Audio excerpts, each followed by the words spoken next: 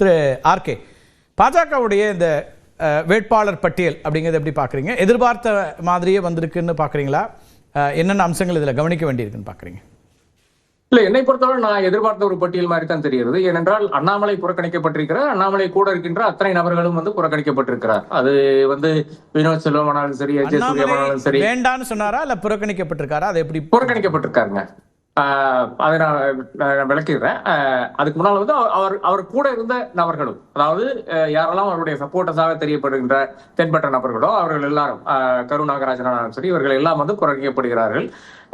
இதுல என்னை பொறுத்தளவு இது வேணுமா வேண்டாமா வேணுமா வேண்டாமா என்ற விஷயத்தை அண்ணாமலையே பல இடங்கள்ல பேசிக் கொண்டிருந்தார். நான் நினைக்க போறதில்லை அப்படி என்ற ஒரு விஷயத்தை முன்னாலேயே ஒரு முறை குறிப்பிட்டார்.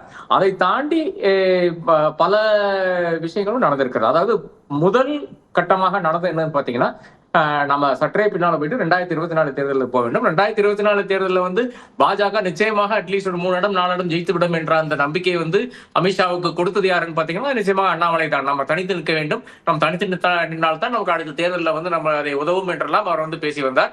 அதனால பாஜக அதிமுகவை தவிர்த்து விட்டு தனியாக நிற்கிறது. அந்த தேர்தலில் ஒரு சீட்டும் இங்க ஜெயிக்க முடியவில்லை. அனைவருக்கும் தெரிஞ்ச விஷயமா இருக்கிறது. அதுல இருந்து அண்ணாமலை இருக்கிற கான்பிடன்ஸ் மத்திய தலைமைக்கு போய்விடுகிறது. அதன் பிறகுதான் அவர்களை மாட்டுகிறார்கள்.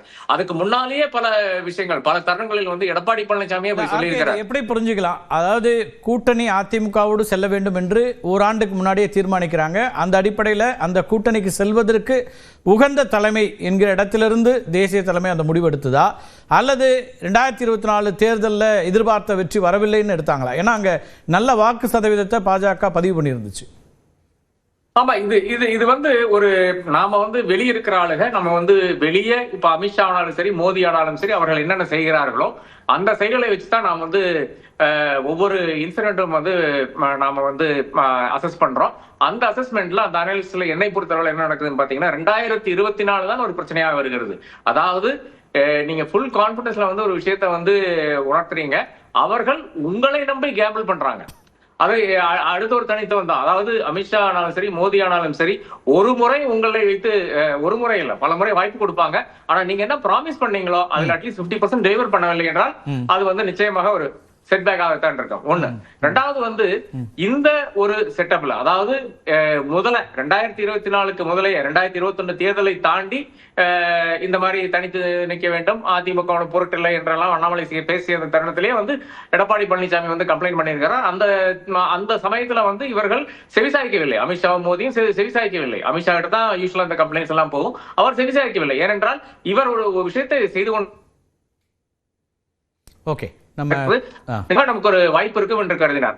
அதை தாண்டி பாத்தீங்கன்னா என்ன நடக்குது? 2024 டெபால்களுக்கு பிறகு அந்த அண்ணாமலை மேல இருக்கின்ற அந்த விசுவாசம் போய்விட்டது. ஒரு ஹோல்டிங் பர்சன் தேவைப்படுறாரு. அடுத்த தேர்தல் வரை இந்த கட்சியை அப்படியே ஒரு என்ன பண்றது, ஒரு ஸ்டாப் கேப், ஒரு ஸ்டாப் கேப் பிரைம் மினிஸ்டர் மாதிரி ஒருத்தர் தேவைப்படுறாரு. அந்த நபர் நாயனார் நாகேந்திரன். ஆனால் முழுக்க இன்னைக்கு எடப்பாடியினுடைய கைதான் முழுக்க ஓங்கி இருக்கிறது நான் காண்கிறேன். அதாவது அவர் ஒரு லிஸ்டை கொடுக்கிறார், அமித்ஷா அப்படியே அந்த லிஸ்டை அக்செப்ட் பண்ணுகிறார். அதன் பிறகு அவர் அப்கோர்ஸ் அண்ணாமலையுடைய பேர் அங்க உச்சரிக்கப்படவில்லை. எடப்பாடி பழனிசாமி அவர் நிறுத்த வேண்டும் நிறுத்த வேண்டாம் சொன்னதா எனக்கு தமிழ்நாடு முழுக்க பரப்புரை செய்ய விரும்பினார் அண்ணாமலை. அதனால அவர் தேர்தல் நிக்கலன்னு திரு பியூஷ் கோயல் சொல்றார் செய்தியாளர்கள்ட்ட. ஆமாமா, அது என்ன வேணா சொல்லலாம், இனி என்ன வேணா சொல்லலாம், தாராளமா நம்ம என்ன வேணா சொல்லலாம். ஆனா ஒரு அரசியல் தலைவர் 15 நாட்கள் முன்னாடியே அவர் கடிதம் எழுதிட்டாரு, தேர்தலில் போட்டியிட விருப்பம் இல்லைன்னு சொல்லிட்டாருங்கிற செய்திகள் எல்லாம் வந்துருச்சு. அது கசிவிட வேண்டியதானே இனிப்பு என்ன?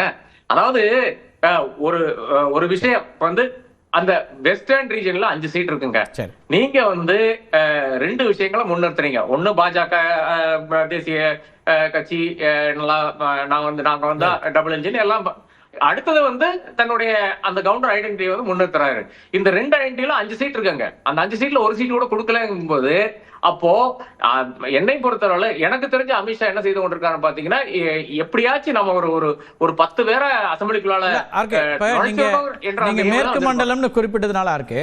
அங்க 5 தொகுதிகள் சொன்னீங்க. அந்த 5 தொகுதிகளுக்கும் யார் யார் வேட்பாளருங்கிற வரைக்கும் முடிவு பண்ணி வேலை பண்ண ஆரம்பிச்சிட்டாங்க போது அதை டிஸ்டர்ப் பண்ண விரும்பலங்கிறாரு அண்ணாமலை தரப்புல சொல்றாங்க. வடக்கு வந்து திருமிகு வானதி வாங்கிட்டாங்க, அல்லது திருப்பூர்ல இருக்கிற தொகுதினா அங்க வேற ஒருத்தர் ஒர்க் பண்ணிட்டு இருக்காரு, முடக்குறிச்சி சிட்டிங் எம்எல்ஏ, அப்படி இருக்கக்கூடிய சூழல்ல இன்னொரு இடத்தை நான் ஏன் டிஸ்டர்ப் பண்ணணும்னு அவர் சொல்றாருன்றாங்க. அப்ப அதுல எங்க நடக்குதுங்கிறது அதுல இருக்க கேள்வி. இல்ல இப்போ கார்த்தி இப்படி எடுத்துக்கலாமே. இப்போ வெஸ்டர்ன் ரீஜியன்ல ஆனாலும் சரி, இல்ல தமிழ்நாட்டிலேயே ஒரு பெரிய ஆளுமை யார் அண்ணாமலை, அவர் நின்னா ஷுவரா ஜெயிக்க போறாரு. அப்ப அப்படி இருக்கின்ற ஒரு நபரை வந்து புறக்கணித்துக் கொண்டு இல்லை என்றால் வேண்டாம் என்று ஒரு பாஜக செய்யாது. அப்ப அதற்கு காரணம் வேறதான். அதுக்கு காரணம் என்னன்னு பாத்தீங்கன்னா, இவர் வந்து நம்பிக்கை கொடுத்து விட்டு அந்த நம்பிக்கையில வந்து டெலிவர் பண்ண முடியாத சூழ்நிலையில் போய் இவர் வந்து நின்று கொண்டிருந்தார். அந்த ஒரே ஒரு காரணத்தினால்தான் இன்னைக்கு வந்து அண்ணாமலை கிடையாது. அப்ப அண்ணாமலையினுடைய வெயிட் இன்னைக்கு பாஜக எவ்வளவு இருக்குன்னு நமக்கு அனைவருக்கும் தெரியும். அடுத்தது வந்து நீங்க வந்து கட்சிக்கு நான் வந்து வேலை செய்ய மாட்டேன், இல்லைன்னா பரப்புரை செய்ய மாட்டேன்னு யாரும் சொல்ல முடியாது. இப்படி ஒரு சிச்சுவேஷன் வந்தால் அடுத்த விஷயமாக என்ன சொல்ல இயலும்? ஒரு தலைவருக்கு என்ன சொல்ல இயலும்? இன்னைக்கு வந்து நான் ஒரே ஒரு டைக்ரெஷன் மட்டும் தான். செல்வப்பிரதையை இப்போ வந்து நீங்க தான் பிரேக் பண்ணீங்க, இந்த மாதிரி நான் இந்த தேர்தலுக்கு பிறகு வந்து நான் வந்து தலைவரா இருக்க மாட்டேன் அப்படின்னு சொல்லியிருக்கேன். அதுக்கு காரணம் என்ன?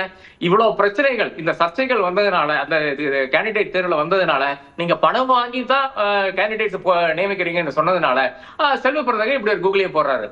தேர்தலுக்கு பிறகு பார்ப்போம் அவரு நிக்கிறாரா நீடிக்கிறாரா இல்லையான்னு பார்க்கலாம். அப்ப அதே மாதிரி தான் இங்கேயும் இது என்ன இந்த மாதிரி ஒரு சிச்சுவேஷன்ல ஒன்னும் சொல்ல முடியாத ஒரு விஷயத்தை வந்து இப்படி வந்து சமாளித்துக் கொண்டிருக்கிறார். வேட்பாளர்களுடைய அறிவிப்புகள் அப்படின்னு பாக்குறீங்களா? 4 முக்கியமான தலைவர்களா இப்ப அறிமுகமான லீடர்ஸ், இப்போ திரு நயினா நாகேந்திரன் எதிர்பார்க்கப்பட்ட மாதிரியே சாத்தூர், அதே போல திரு எல் முருகன் அவினாஷியில் நிற்கிறாரு, இப்போ இணையமைச்சர் ஆனால் சட்டமன்றத்துக்கு வருகிறார். வானதி அவர்கள் வடக்கு, திருமிகு தமிழிசைக்கு தான் மயிலாப்பூர், அதில் மாற்றங்கள் வருதா அது இதெல்லாம் சொன்னாங்க, அதிகாரப்பூர்வமாக அவங்கன்னு அறிவிக்கப்பட்டிருக்கிறாங்க. அதேபோல் திரு ஆனந்தன் ஐயாசாமிக்கு வாசுதேவநல்லூர், இப்படி இந்த தொகுதி எல்லாமும் வந்திருக்கிறதுலேருந்து கொஞ்சம் செலக்டிவான கேண்டிடேட்ஸை பிஜேபி இங்கே வந்து பிச் பண்ணியிருக்காங்க அப்படின்னு பார்க்கலாமா? நிச்சயமாக. அதாவது மயிலாப்பூர்ல வந்து எனக்கு பொறுத்தளவுல வந்து எவ்வளவோ பாஜகவினர் வந்து வேலை செய்து கொண்டிருக்கிறார். நாராயணன் உட்பட இருக்கின்ற எவ்வளவோ நபர்கள் வந்து வேலை செய்து கொண்டிருந்தார்கள். ஆனால் யார் ஒரு பரிசுத்தமான முகம், யாரு வந்து வெற்றி வாய்ப்புக்கு அருகில் நிற்கின்ற நபர்கள் பார்த்தீங்கன்னா நிச்சயமாக சென்னையை பொறுத்தவரை தமிழிசை சவுந்தரராஜன், வேற யாருமே கிடையாது என்ற ஒரு நிலை இருக்கிறது. அவர்கள் கவர்னரா இருந்தாங்க, அதெல்லாம் ஒரு டிஸ்குவாலிபிகேஷன். என்னை பொறுத்தவரை வந்து ஒரு கவர்னர் வந்து அதன் பிறகு வந்து அரசியல் வரக்கூடாது, அது பரவாயில்ல, அது முடிஞ்சு போச்சு.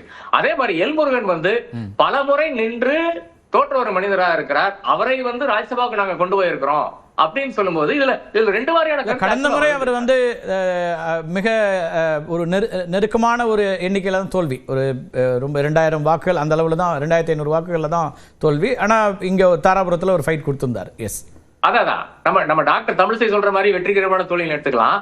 ஆனா இதுல பிரச்சனை என்ன வருதுன்னு பாத்தீங்கன்னா, அந்த மக்கள் அந்த சமுதாயத்தை சேர்ந்த ஒரு 2 நண்பர்கள் வந்து என்கிட்ட கேட்டது, எங்க இவரை வந்து மத்திய அரசு அமைச்சர்கள் வந்து தூக்க போறாங்களா அப்படின்னு கேட்டாங்க. எனக்கு தெரிஞ்சு அப்படியெல்லாம் கிடையாது, அப்படி இருக்கிற வாய்ப்பு இருக்கிறது. பட் இருந்தாலும் தமிழ்நாட்டுல எந்த அளவுக்கு கான்சென்ட்ரேட் பண்ணியிருக்காங்க என்பதுதான் இந்த பெருந்தலைகளுடைய இந்த பரேடு நமக்கு காமிக்கிறது. Okay, right. முதல் கட்ட கருத்தை எடுத்துக்கிறேன்.